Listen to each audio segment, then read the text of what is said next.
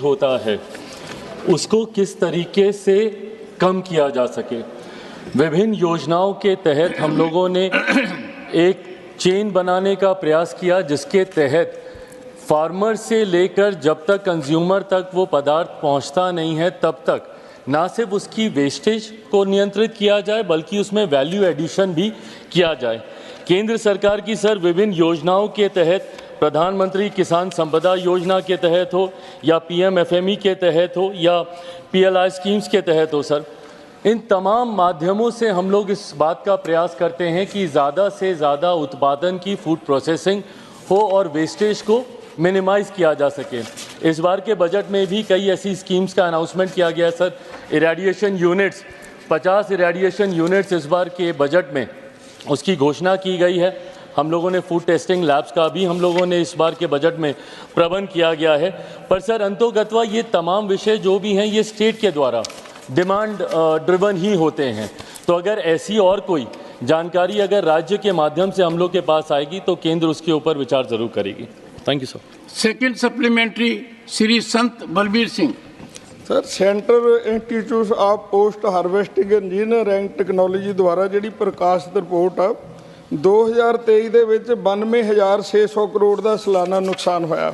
ਇਹ ਬਹੁਤ ਵੱਡਾ ਨੁਕਸਾਨ ਆ ਜਿਹੜਾ ਇਹ ਜਿੰਨੀ ਵੀ ਭਵਿੱਖ ਵਿੱਚ ਜਿਹੜੀ ਕੋਈ ਇਹ ਨੀਤੀ ਹੈ ਯੋਜਨਾ ਹੈ ਜਿਹੜੀ ਕਿ ਇਹਨਾਂ ਨੂੰ ਲਾਗੂ ਕਰਕੇ ਜਦੋਂ ਤੱਕ ਇਹ ਜਿਹੜੇ ਹੈਗੇ ਇਹ ਉਦਯੋਗ ਨੂੰ ਹੋਰ ਵਧਾਇਆ ਜਾਵੇ ਜੇ ਹੈ ਤੇ ਕਦੋਂ ਤੱਕ ਇਹ ਯੋਜਨਾ ਲਾਗੂ ਹੋ ਸਕਦੀ ਹੈ।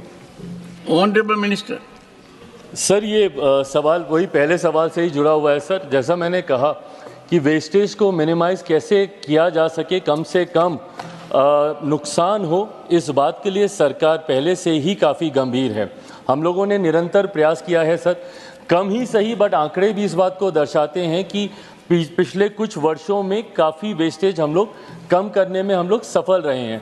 इसी दिशा में जो मैंने जानकारी दी कि रेडिएशन यूनिट्स को भी इस बार सरकार ने 50 नई रेडिएशन यूनिट्स लगाने का प्रस्ताव इस बार के केंद्रीय बजट में किया गया है सर। ये तमाम ऐसे ही स्टेप्स हैं, ये वही माध्यम है जिसके तहत इस बात को सुनिश्चित किया जा रहा है कि जितना उत्पादन जो किसान करते हैं उसका हम लोग नुकसान कम से कम हो और बल्कि उसमें वैल्यू ऐड कर कर हम लोग ग्राहकों तक पहुंचा सकें। धन्यवाद sir. Supplementary number 3 Shrimati Rajni Ashok Rao Patil. Thank you sir. Agricultural university agricultural food processing unit जो है जो मिनिस्ट्री है वो सबसे इम्पोर्टेंट है ऐसे मेरा मानना है, क्योंकि हम किसान अनाज उगाते हैं, हम तैयार करते हैं माल, लेकिन वो जब तक मार्केट में जाता नहीं है तब तक जो बीच का समय है उसमें हमें बहुत दिक्कत आती है। I just would like to ask the minister what steps is the government taking to improve the transportation and the infrastructure to reduce the post-harvest losses? Honourable minister. For your question, it is a serious concern and you are rightly said कि ये हम सब की चिंता में से है। कृषि प्रधान देश है मैम हमारा और अधिकांश राज्य हमारे देश के कृषि पर ही आधारित होते हैं। मैं भी जिस राज्य से आता हूँ बिहार, वहाँ पे भी कृषि का एक बहुत बड़ा महत्व है। ऐसे में मैम प्रॉपर हम लोग चेन हम लोग क्रिएट करने का हम लोग प्रयास करते हैं।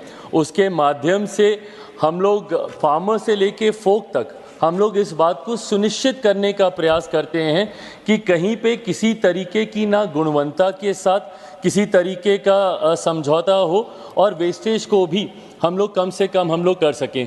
कोल्ड स्टोरेजेस के माध्यम से हो, कंप्लीट कोल्ड चेन के माध्यम से हो। पिछली बार मैम ने ही एपीसी यूनिट्स का भी सवाल पूछा था, ऐसे क्लस्टर्स भी हम लोग क्रिएट करने का।